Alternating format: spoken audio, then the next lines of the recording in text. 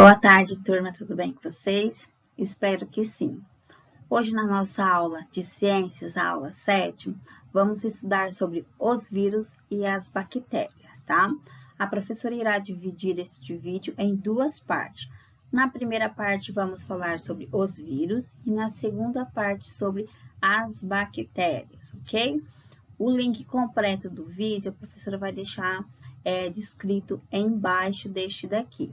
Bom, então prestem bastante atenção e lembrando, vocês podem acompanhar a explicação abrindo o livro de vocês na página 20. Vamos iniciar agora o capítulo 3, na página 20. Já no início do texto, nós temos uma breve revisão daquilo que foi dito no capítulo 1. Vocês se lembram?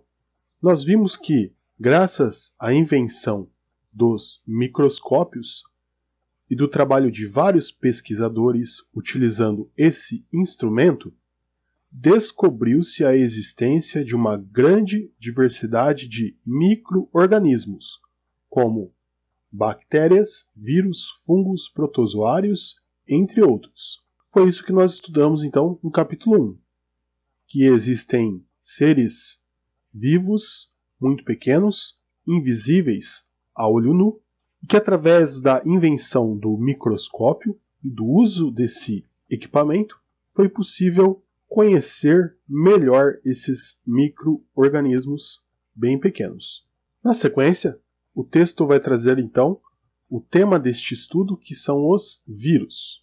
E o texto começa mostrando que não existe consenso sobre a definição se o vírus é ou não é um ser vivo, pois os vírus não são formados por uma célula e só conseguem viver e se reproduzir dentro de células de outros seres humanos.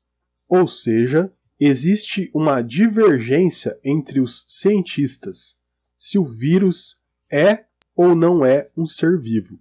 Alguns cientistas acreditam que é, e outros cientistas acreditam que o vírus não é um ser vivo, pois ele não tem uma célula e só consegue se reproduzir se estiver dentro da célula de um outro ser vivo. Esse assunto do vírus está muito presente no nosso dia a dia.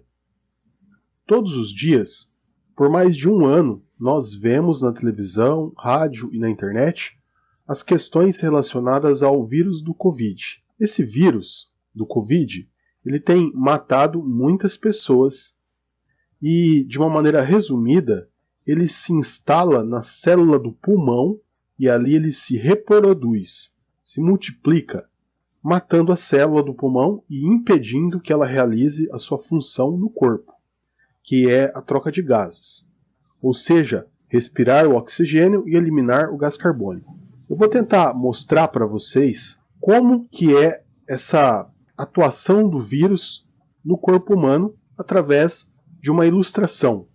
Vamos tentar então entender como ocorre a reprodução do vírus no corpo humano e o que ele provoca no corpo humano através desta ilustração. Vamos imaginar então que isso aqui, esse círculo aqui, é a célula humana, a célula do pulmão.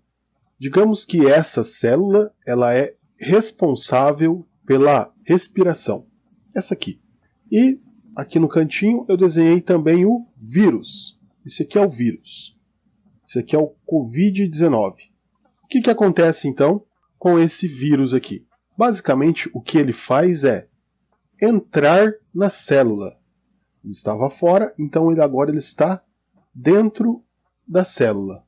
O vírus entra na célula e usa o material genético aqui da célula, o material que fica aqui dentro, para se reproduzir. Ele se alimenta desse material e vai se reproduzindo, vai se multiplicando.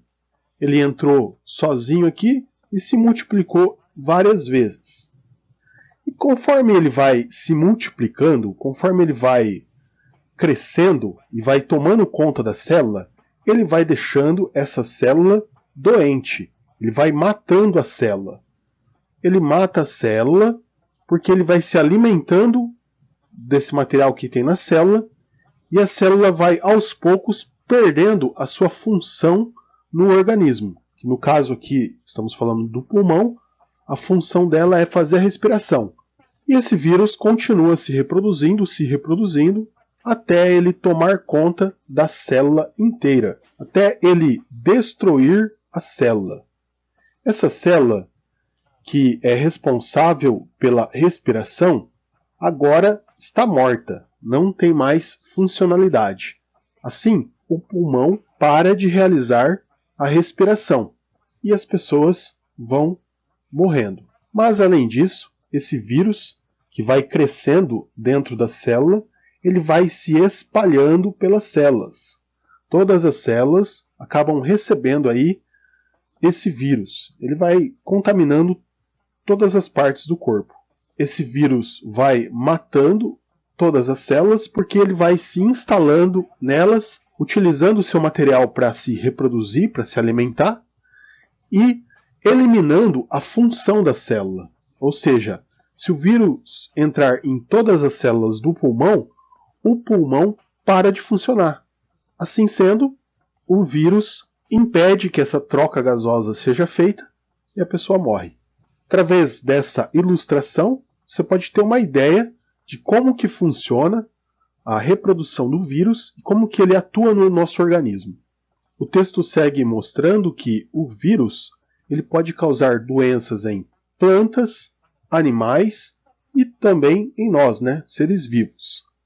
E provocam doenças como a gripe, o sarampo e a dengue. Lembrando que esse Covid-19 é um tipo de gripe.